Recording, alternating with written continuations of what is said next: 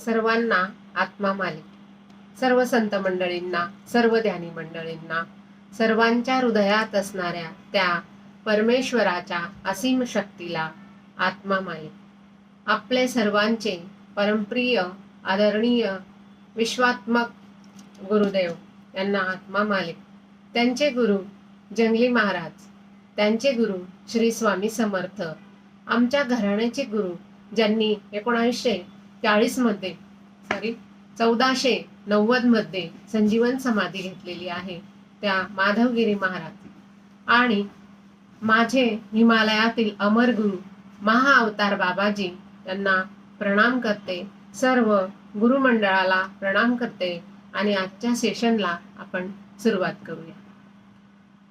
आजचा विषय आहे ध्यान मेडिटेशन. ह्या विषयावर खरं तर आपल्या ऋषी मुनींनी बरीच पोथी, पुराण, वेद यांच्यामध्ये आधीच लिहून ठेवलेलं आहे आणि आपल्या विश्वात्मक गुरु माऊलींनी सुद्धा आपल्याला ध्यान शिकवलेलं आहे. गुरु माऊली आपल्याला निशब्द ध्यान करायला सांगतात आणि आजच्या सेशन मध्ये आपण या ध्यानाविषयी संपूर्ण माहिती मिळवणार आहोत. तर ध्यानाने काय होतं? सुदृढता साधली जाते, निस्संग निष्क्रियो सित्व स्वयं प्रकाश निरंजनाः अवमेव हित बंधन समाधी नुष्टिष्ठन्ति. तर ध्यानासाठी प्रयत्न करणे हेच बंधन होऊ नये.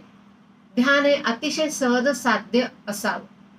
संसार बंधनातून, या कर्म बंधनातून स्वतःला जर मुक्त करून घ्यायचं आहे तर आपल्याला ध्यान करणे अतिशय गरजेचं आहे. आपल्या अस्वस्थ मनाला शांत करण्यासाठी ध्यान करायचं आहे. तर ध्यानाची सुरुवात कशी करायची?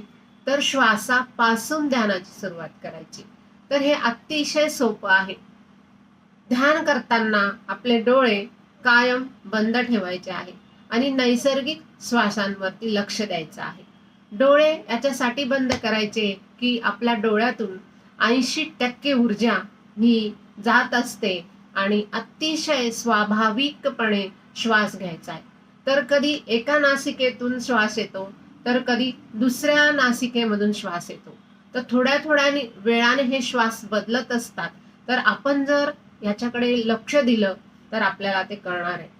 तर आपल्या ज्या श्वासाच्या नाड्या आहेत त्या खरं तर आपल्या स्पायनल कॉर्ड मधून, आपण ज्याला पाठीचा कणा, हिंदीमध्ये त्याला रीढची हड्डी असं म्हणतात, तर इथून त्या नाड्या सुरुवात होत असतात. तर डावी जी बाजू आहे तिला चंद्र नाडी किंवा इडा नाडी असं म्हटलं जातं आणि उजवी जी बाजू आहे तिला सूर्य नाडी किंवा पिंगला नाडी असं म्हणतात. आणि एक नाडी सुरुवात झाल्यानंतर थोड्या वेळाने दुसरी नाडी सुरू होत असते. पण कधी कधी आपल्या दोन्ही नासिका सुरू असतात तेव्हा सुषुम्ना नाडी सुरू आहे असं म्हणतात. तर ज्या वेळेस आपण ध्यान करतो त्यावेळेस सुषुम्ना सुरू असली की खूप चांगल्या पद्धतीने आपलं ध्यान लागतं. तर हे जे आहे हे जरा वेगळं शास्त्र आहे, त्याला शिव स्वरोदय शास्त्र असं म्हणतात. आपले देवादिदेव महादेव यांनी त्यांच्या परमप्रिय पत्नी पार्वती माता यांना या शास्त्राविषयी माहिती दिलेली आहे. तर ध्यान जे आहे ते काय करतं?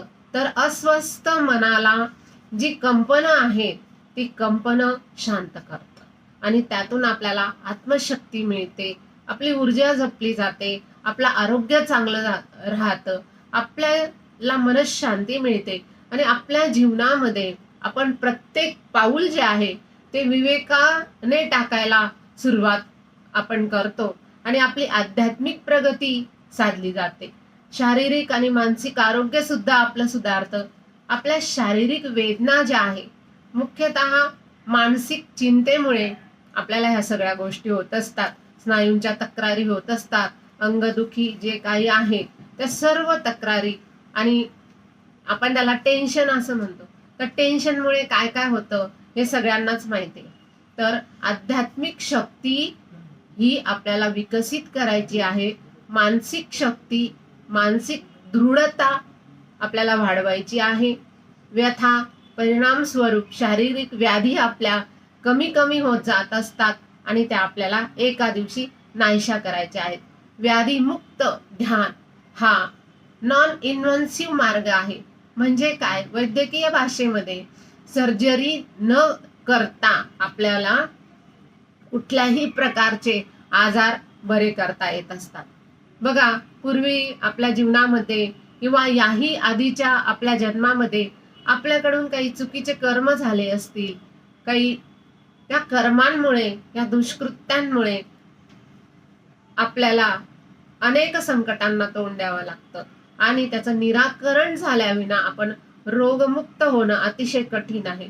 आध्यात्मिक दुष्कर्माचं परिमार्जन होण्यासाठी औषधांचा उपयोग होत नाही, तर त्यासाठी एकच गोष्ट आवश्यक आहे आणि ती म्हणजे ध्यान. ध्यानामुळे आपली मेधाशक्ती वाढते, आपली स्मृती वाढते. ध्यानामधून मिळवलेली आध्यात्मिक जी शक्ती आहे ती मेंदूला उत्तम प्रकारे जास्तीत जास्त क्षमतेने कार्य करण्यासाठी उद्युक्त करते. आपली स्मरणशक्ती सुद्धा वाढते. आपल्या ज्या चांगल्या सवयी आहेत त्या आपल्याला लागतात, आपल्या वाईट सवयी जातात. म्हणजे समजा एखाद्याला खूप भूक लागते, अति निद्रा, अति बडबड, एखादा व्यक्ती खूप बडबड करतो विनाकारण, तर ध्यान केल्यानंतर आपण अतिशय शांत होऊन जातो आणि अशा प्रकारे काही लोक टोकाचे विचार करतात. आता आपण बघत असतो की नको नको त्या सवयी लागलेल्या असतात आणि मग ध्यानामुळे या सर्व सवयी सुटतात. मन अतिशय आनंदी होतं. म्हणून आपले बाबाजी आपल्याला उपवास करायला सांगतात. सध्या सुद्धा बहुतेक लोकांचे चैत्र पौर्णिमेचे उपवास सुरू आहेत, 45 दिवसांचे. प्रत्येक व्यक्तीचं आयुष्य आनंददायी, पराक्रमी, विजयी असं जर जायचं असेल आपल्याला, अपमान, आत्मवंचना, दुःख यांनी आपला पूर्ण आयुष्य हे अशा प्रकारच्या अनुभवांनी भरलेलं आहे. आध्यात्मिक व्यक्तीचं जीवन ह्यातून त्याला सुद्धा सुटका नाहीये. अतिशय अपमान आपल्याला पचवून आपलं जीवन आपल्याला शांत करायचं आहे, आनंदी करायचं आहे. ध्यानामुळे आपली कार्यक्षमता वाढते. आध्यात्मिक शक्ती आणि आध्यात्मिक विवेक ज्ञान यांच्या अस्तित्वाने सर्व कामे आपले होत असतात. तर अशा प्रकारे आपण किमान साधने वापरून आपल्या वैयक्तिक जीवनामध्ये अतिशय कौतुकास्पद आपण काम करतो. आपले झोपेचे तास कमी होतात.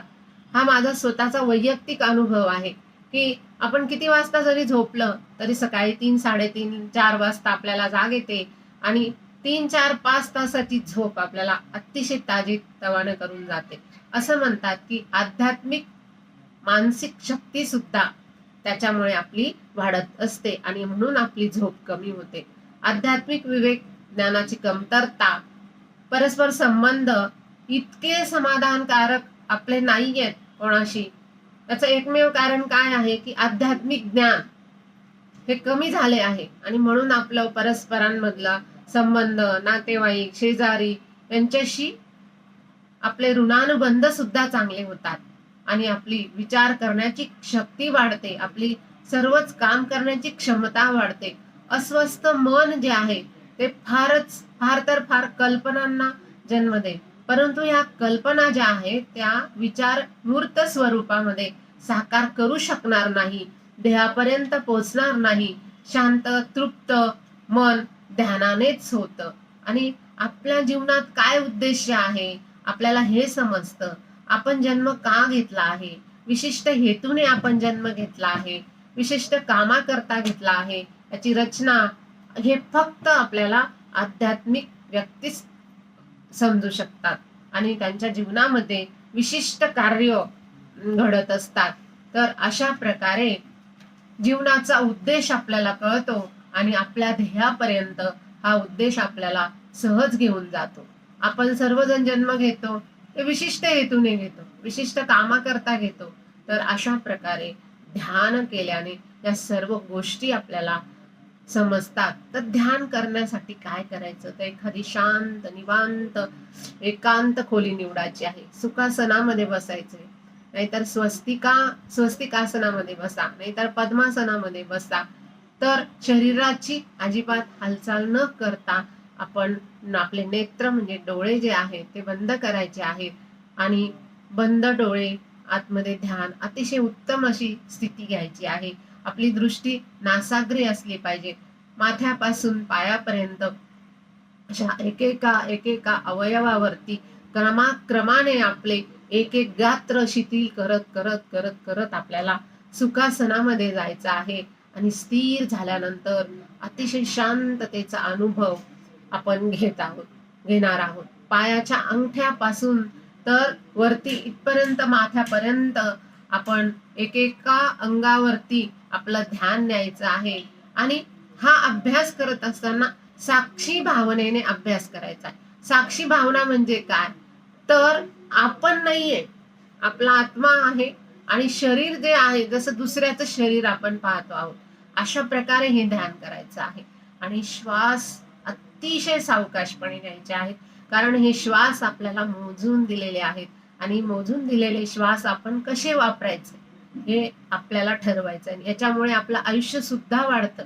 मग ध्यान का करायचं, ध्यान केलं तर एक कुटुंबातल्या एका व्यक्तीने जर ध्यान केलं तर त्याचा संपूर्ण प्रभाव, सकारात्मक एनर्जी संपूर्ण कुटुंबावरती जाते आणि त्याचा परिणाम असा होतो की आपली ऐहिक प्रगती तर साध्य होतेच, पण आध्यात्मिक प्रगती सुद्धा आपल्यासोबत आपल्या परिवाराची होते. आणि हा माझा खरोखर स्वतःचा अनुभव आहे.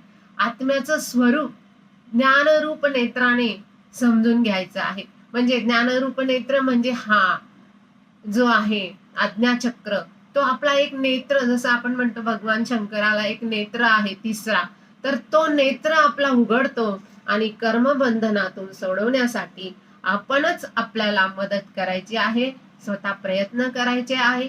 जीव आणि ब्रह्म यांच्या एकत्वाने केलेला शास्त्राभ्यास जो आहे तो कधीही निरुपयोगी ठरत नाही.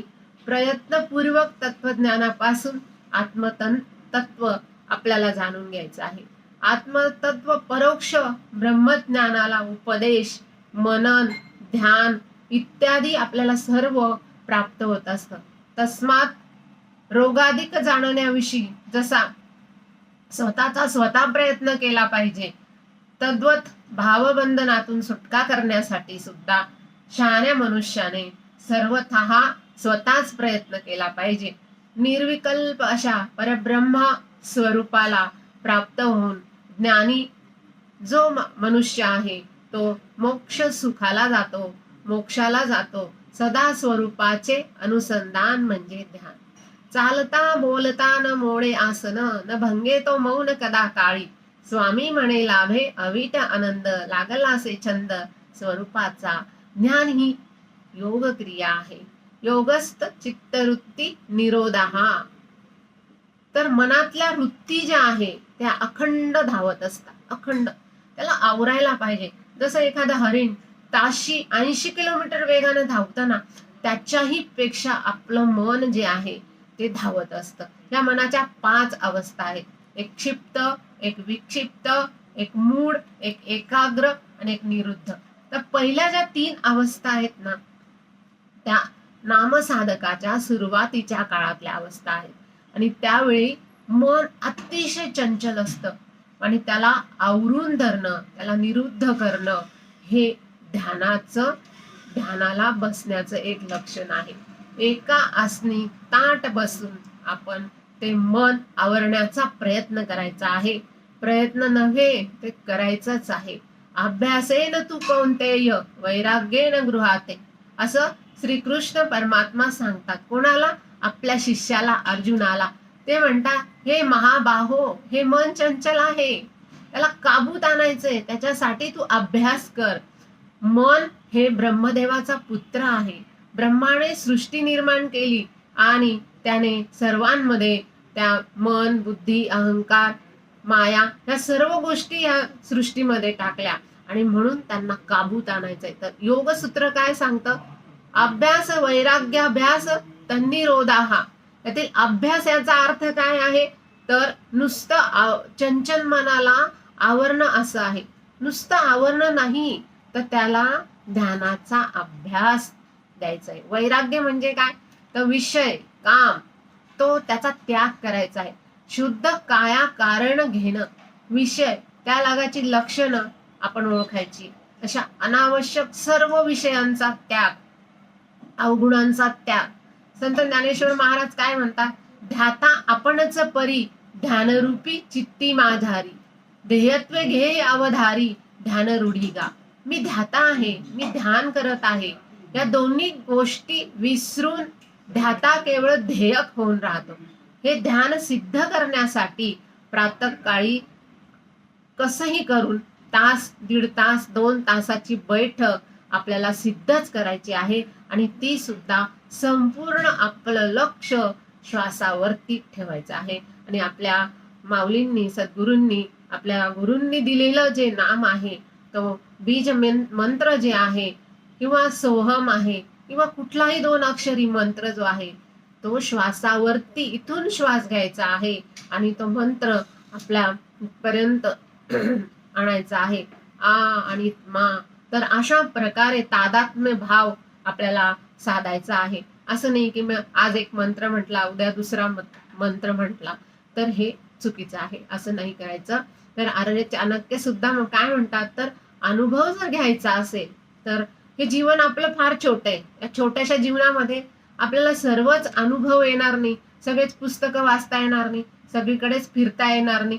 त्यासाठी आपल्याला दुसऱ्यांनी दिलेलं जे ज्ञान आहे, जे तत्वज्ञान आहे, जे आत्मज्ञान आहे, जो सत्संग आहे, आणि तो ऐकायचा आहे. आणि त्यामुळे आपले अनुभव आपल्याला काय होत असतील, सिद्ध होतील. आणि आपल्या आतून तळमळ असायला पाहिजे. आपल्याला गुरु का भेटतात, आपल्याला का भेटले गुरु, याच्यापासून आपण कधीच डायव्हर्ट व्हायचं नाही. हा अतिशय अद्भुत असा विषय आहे, ध्यानाचा विषय. आपण इतर लोकांचं बघतो, त्यांचं जीवन इतकं व्यस्त का झालेलं आहे, याचं एकच कारण आहे, लोक घरापासून दूर गेले, लोक परिवारापासून दूर गेले, आणि लोक ध्यानापासून तर कधीच हद्दपार झालेले आहे. भक्ती आहे, भजन आहे, प्रवचन आहे, कीर्तन आहे, पण त्यातला भाव संपून गेलाय. हो, तर जिथं भाव नसेल ना, तर तिथे भक्ती होऊच शकत नाही. देव भावाचा भुकेला, वैकुंठ सोडून या आला, पुंडलिके उभा केला, सुंदर सावळा धरी, एले कर कटी, सर्वांगी चंदनाची उटी, माळा गळा वैजयंती, दासी जनी धात चित्ती. जनाबाईच्या ह्या अति सुंदर अभंगातून भाव सांगून जातो. तर अध्यात्म म्हणजे काय, तर अध्यात्म म्हणजे समजून घेणे, अंडरस्टँडिंग, समज ही फार महत्वाची आहे. ध्यान जर समजून उमजून केलं ना, तर अद्भुत रिझल्ट त्याचे मिळतात. हा तुमचा अनुभव आहे, हा माझा अनुभव आहे, हा सगळ्यांचा अनुभव आहे. आपण बघा, आज सगळीकडे पाहतो, सगळीकडे गर्दी दिसते.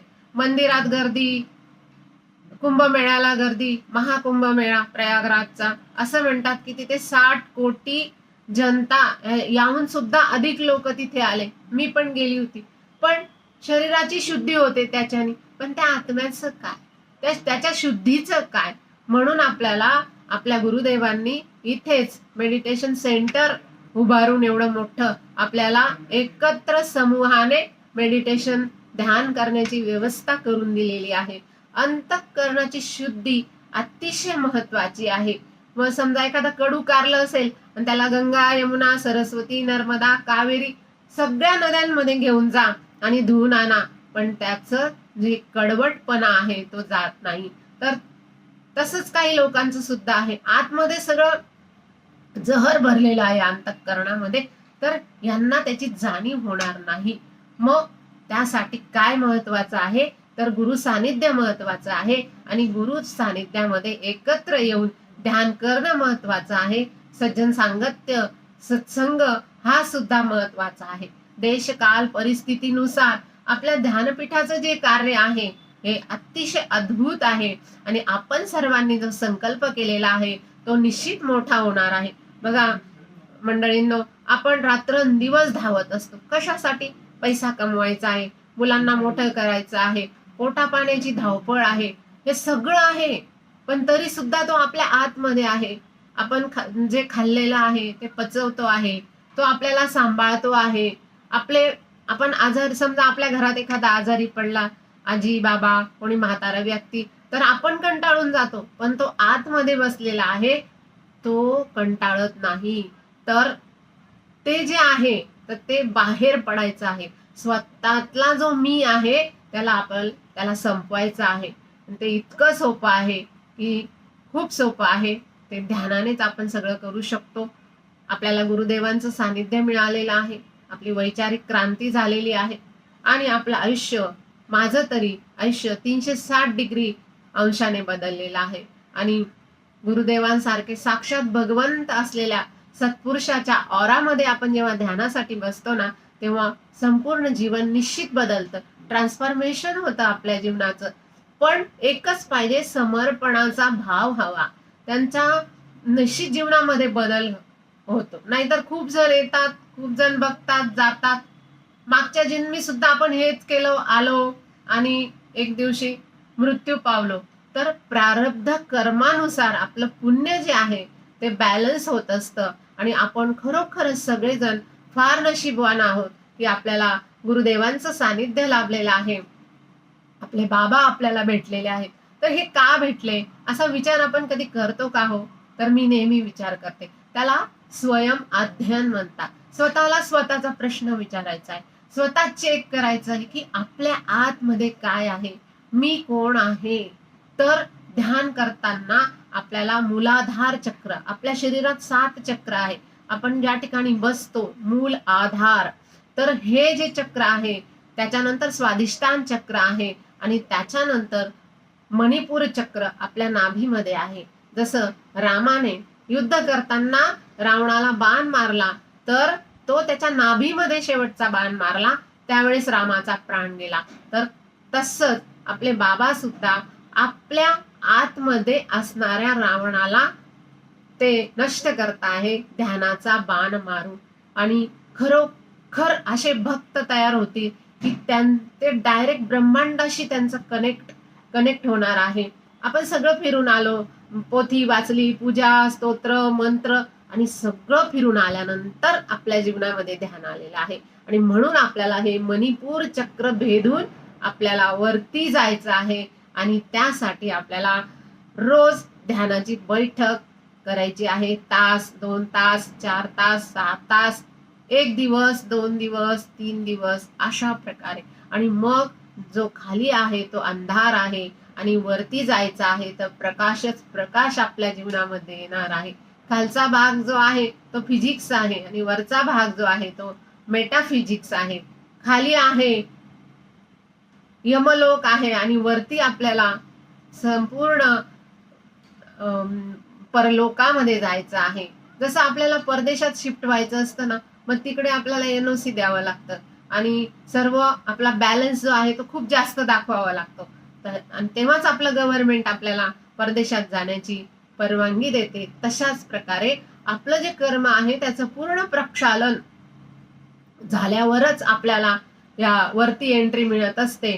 आणि आपले गुरुदेव जे आहे ते निश्चितच आपल्या कर्माचं प्रक्षालन करत असतात. आणि म्हणून आपल्याला हायर डायमेन्शन, लोअर डायमेन्शन मधून आपल्याला हायर डायमेन्शन मध्ये जायचं आहे. त्याच्यासाठी आपल्याला द्वेष, ईर्ष्या, मोह, माया, प्रेम, करुणा या नॉर्मल क्वालिटीज ज्या आहे त्या आपल्याला नॉर्मल करायच्या आहे आणि न्यूट्रल राहायचंय. गाडी न्यूट्रल राहते तेव्हा कुठल्याही प्रकारचा गिअर चालू होत नाही, सुरू होत नाही. म्हणून आपण मणिपूर चक्रात जे अडकलेले आहे त्यांना ध्यानाची गरज आहे. आणि आपला पूर्वकर्म संपलेला आहे आणि म्हणून आपण आता ध्यानात आलेलो आहोत. आणि ते भेदून आपल्याला अनाहत चक्रात जायचं आहे, म्हणजे हार्ट चक्र जे हृदयामध्ये आहे हिरव्या रंगाचं. आणि त्यामध्ये गेल्यानंतर आपल्याला कुठल्याही गोष्टीचा आनंद नाही, कुठल्याही गोष्टीचं दुःख नाही. अहो, हे शरीर भाड्याचं आहे आपलं.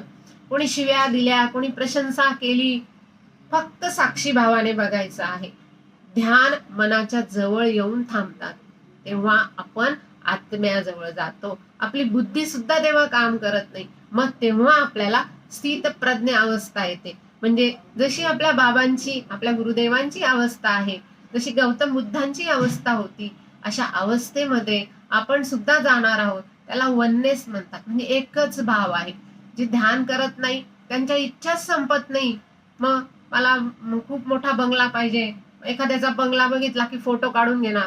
अरे नाही, असाच बंगला मला बांधायचा आहे, 40-50 लाखाची गाडी आहे, तर नाही नाही, मला 1 कोटीची गाडी पाहिजे. मग असे जे लोक आहेत त्यांचं मन जे आहे तिकडे कनेक्ट होऊ शकत नाही.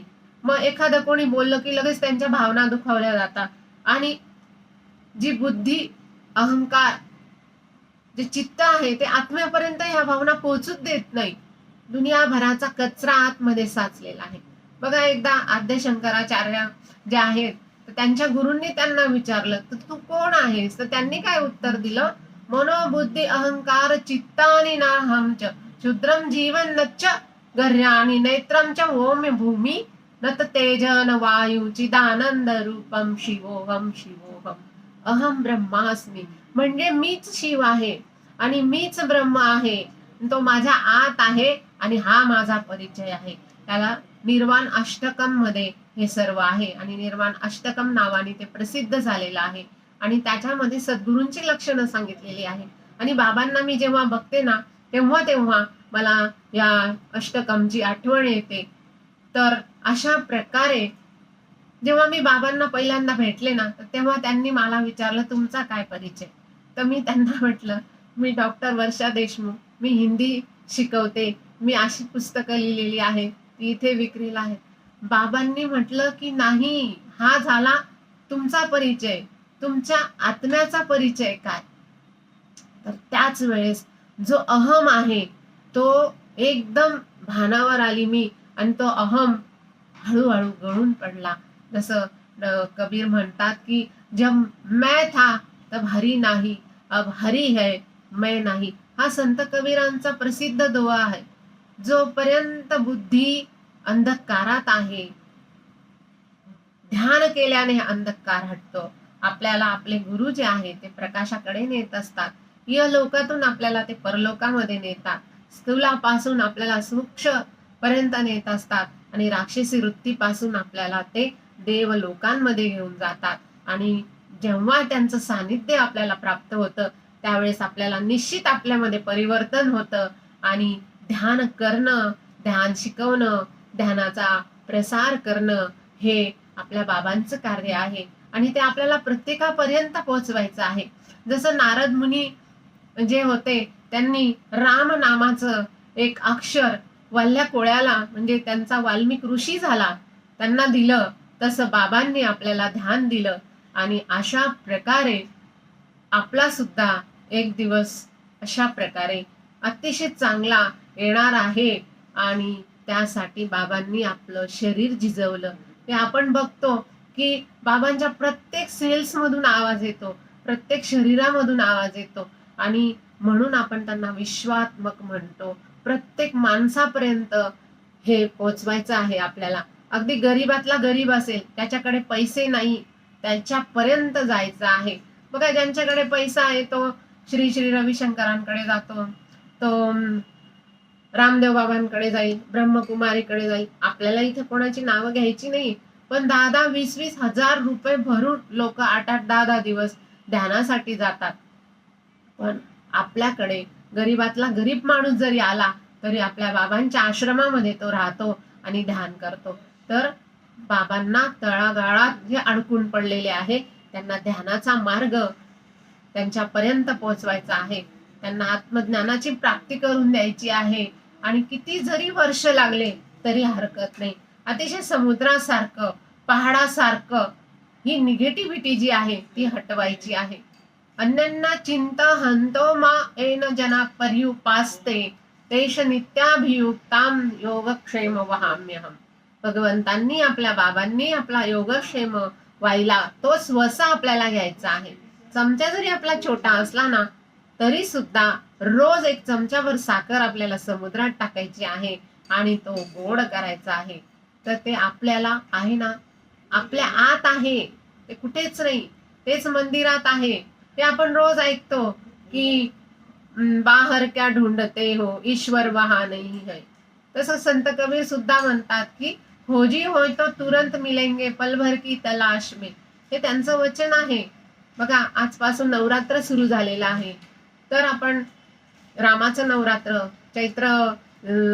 चैत्र नवरात्र, देवीचं नवरात्र, या देवी सर्वभूषेतु बुद्धिरूपेण संस्थिता नमस्तस्ते नमस्तस्ते नमस्तस्ते नमो नमः. क्रोधरूपे निद्रारूपे आपल्या शरीरामध्ये दैवी शक्ती आहे. आणि मगाशी म्हटल्याप्रमाणे अहम ब्रह्मास्मी याची जाणीव आपल्याला नाही, पण ज्ञानयुक्त बुद्धीने आपण जर समजून घेतलं तर आपल्यातली दैवी शक्ती आपल्याला कधीपासून आहे ती, आपण जेव्हापासून श्वास घ्यायला सुरुवात केली, पहिला श्वास आपण जेव्हा घेतला आणि शेवटचा श्वास आपण घेणार आहोत, तोपर्यंत हे जीवन आहे, तोपर्यंत ती आपल्यात आहे, ती श्वासात आहे. पिंड आणि ब्रह्मांड हे वेगळं नाहीये. जे ब्रह्मांडात आहे तेच आपल्या पिंडात आहे. आणि बघा, डॉक्टरकडे गेलं की पहिल्यांदा ते आपला श्वास चेक करतात, तर सर्व संपत तेव्हा शिवाचा श होतो. आणि लोक सुद्धा म्हणतात मग की बॉडीला घेऊन चला, तेव्हा आपलं नाव सुद्धा कोणी घेत नाही हो, नावाने कोणी हाक सुद्धा आपल्याला मारत नाही. तर ही अद्भुत शक्ती आपल्यामध्ये आहे. हा ना प्रॉफिट ना लॉस ना दुःख ना सुख, कोणत्याही परिस्थितीमध्ये ही शक्ती आपल्यामध्ये न्यूट्रल राहते. बघा, आपण कोणत्याही रंगाचं खा, हिरवं खा, लाल खा, फळं खा, तर रक्त लालच तयार होतं. आपल्याला झोप कशी येते हे कुठल्याही शास्त्रज्ञाने आतापर्यंत सांगितलेले नाही. तर आपल्यामध्ये हजारो सूर्याची क्रांती आहे. आणि तो मालक, बाबा म्हणतात ना, तो मालक आहे, तो आपल्यात बसलेला आहे, आत बसलेला आहे. मग काय टेन्शन घ्यायचं? कशासाठी पाहिजे शुगर, बीपी, टेन्शन? इथे खडा झालाय आणि तिकडे ट्यूमर झालाय, कशाची भीती आपण बाळगायची नाही. आपण ना मुहूर्त पाहून जन्माला आलो ना मुहूर्त पाहून मरणार आहे. तर मरणाची सुद्धा आपल्याला भीती आपली ध्यानाने घालवली जाते. तर याची आपल्याला क्लिअरिटी येऊन जाते लगेच. आपल्याला ध्यानातून सगळं कळतं. ती जी शक्ती आहे ना, ती शक्ती आपल्याला चार्जिंगचं काम करते. समजा आपल्या गावाला जायचं, मग आपण मोबाईल बघतो, अरे 90% चार्ज आहे, 100% चार्ज आहे. आणि अशाच प्रकारे बाहेर जाताना मग ते आपल्याला खूप भारी वाटतं. मग तसंच आपलं जीवन सुद्धा मोबाईल सारखं झालंय. भूक लागली की आपण खातो, कोणी घाबरलं की घाबरतो, एखाद दिवशी मृत्यू आला तर मरून सुद्धा जातो. तर आपल्या आसपासची परिस्थिती खूप वेगळी आहे. खूप हिरण्यकश्यपू आहेत आपल्या आसपास. त्या राक्षसी वृत्तीला आपल्याला दैव वृत्तीकडे न्यायचं आहे. आपलं स्वतःचं परिवर्तन करायचं आहे. आध्यात्मिक शक्तीचा विकास करायचा आहे. आपल्याला ऊर्जा मिळवायची आहे. आणि स्वतःपुरतं न पाहता आपल्याला समाजासाठी सुद्धा काम करायचंय. समजा एखादे घराच्या बाहेर एखादं लहान मूल रडतंय, मग एखादी आजी धावत धावत येते, पळत पळत, तिला चालता येत नाही तरी ती पळत येते आणि बघते, अरे हे तर आपलं मूल नाहीये, हे तर दुसऱ्याचं मूल आहे, शेजारच्याच आहे. मग ती तशीच सोडून देते, अरे रडतंय ना, रडू दे. मग आज परिस्थिती समाजाची तशी झालेली आहे. तर आपल्याला तसं व्हायचं नाही. हे आपल्याला कॅमेऱ्यासारखं व्हायचं. कॅमेरा कसा, फोटो जसा आहे तसा फोटो निघतो. तर आपल्याला आपल्या स्वतःला नवीन जन्म द्यायचा आहे. जन्म होतो नवीन जन्म, तशा प्रकारे आपल्या आतमधून स्वतःला काढायचं आहे. आणि आतमधून काढण्याचं काम बाबा आपल्या करता आहे. तो एक नवीनच जन्म आहे. आपल्या मीला मला संपवायचं आहे. आणि हे काम सद्गुरूच करू शकतात. असं म्हणतात, सद्गुरु दर्शनाम पुण्यम स्पर्शनाम पापनाशनम संभाषणम सर्व तीर्थ वंदनाम मोक्षदायकम. म्हणजे सद्गुरूंच्या दर्शनाने पुण्य मिळतं, त्यांच्या स्पर्शाने आपलं पाप नाहीसं होतं. आणि त्यांना वंदन केल्यानंतर सर्व तीर्थ आपल्याला प्राप्त होतात आणि मोक्ष मिळतो. पण त्याच्यासाठी पाहिजे आत्मसमर्पण. आत्मसमर्पण झाल्यावरच हे होऊ शकतं. जसं हनुमानाने संपूर्ण समर्पण दिलं होतं आणि हनुमानाच्या ताकदीला श्रीरामांनी जागवलं, अर्जुनाच्या शक्तीला श्रीकृष्णाने जागवलं आणि श्रीकृष्ण परमहंस यांनी विवेकानंदांच्या शक्तीला जागवलं. तर अशा प्रकारे हे सिक्रेट आहे. हे लोकांचा उद्धार करता करता आपल्या स्वतःचा उद्धार करायचा आहे. सर्व शक्ती आपल्यामध्ये आहेत आणि आपण फक्त अंपायर सारखं. अंपायर खेळतो का क्रिकेटमध्ये? नाही. तो फक्त ना बॉलिंग करत ना बॅटिंग करत, तो फक्त आउट झाला की बोट वर करतो. तसंच आपली भूमिका आपल्याला करायची. आपल्याजवळ तबला आहे, वीणा आहे, पियानो आहे, पण कसा वाजवायचा हेच आपल्याला माहिती नाही. तशाच प्रकारे आपल्याकडे शरीर आहे, पण ते कसं त्याचा वापर करायचा, कसं जगायचं हे आपल्याला कळालं पाहिजे. पशुसारखं जगायचं का देवासारखं जगायचं? बघा, काही लोक एक आत एक बाहेर एक असं वागतात आणि पशु सुद्धा त्यांच्यासारखंच वागतात. कधी आपण ऐकलंय का हो एखाद्या कुत्र्याने नाही त्या मांजराने आत्महत्या केली? पण काही थोडस टेन्शन आलं, पैसा नाहीये, प्रॉफिट झाला, लॉस झाला, तर आपण सरळ लोक आत्महत्या करतात. तर त्याच्यासाठी आपल्याला रोज आपण ह्या गोष्टी ऐकतो आणि मग म्हणून आपल्याला ध्यान करायचं आहे. ध्यानाने सर्व गोष्टी आपल्या व्यवस्थित होणार आहे. ध्यान हे जीवनामध्ये मिठासारखं काम करतं. जसं आपण खूप गर्दीच्या रस्त्याने न जाता आपल्याला बायपासने जायचं आहे. हे सिक्रेट मार्ग आहे हा. गर्दीतून जायचं नाही आपल्याला. वे ऑफ थिंकिंगने आपल्याला जायचं आहे. तुटलं पण नाही पाहिजे आणि जोडलं पण गेलं पाहिजे. आणि समजा आपल्या घरी जावई आला आणि जावयाला आपण काहीच बोललो नाही, या जावई बापू बसा, ना त्याला जेवायचं विचारलं तर त्याला कसं वाटेल? तर तसं राहायचं आहे आपण. नुसतं बघायचं, साक्षी भावनेने बघायचं. सासू किती बोलली सुनेला, हल्ली कोणी बोलत नाही, पण तरी सांगते, साक्षी भावनेने ऐकायचंय सोडून द्यायचंय. पण मन ध्यानी असेल ना, हनुमानासारखं एकदम स्टेबल, आणि त्याच्यासोबत आपण व्हेजिटेरियन सुद्धा होणं खूप गरजेचं आहे, खूप महत्वाचं आहे. नाही तर मग काय, खाऊ पिऊ मजा करू.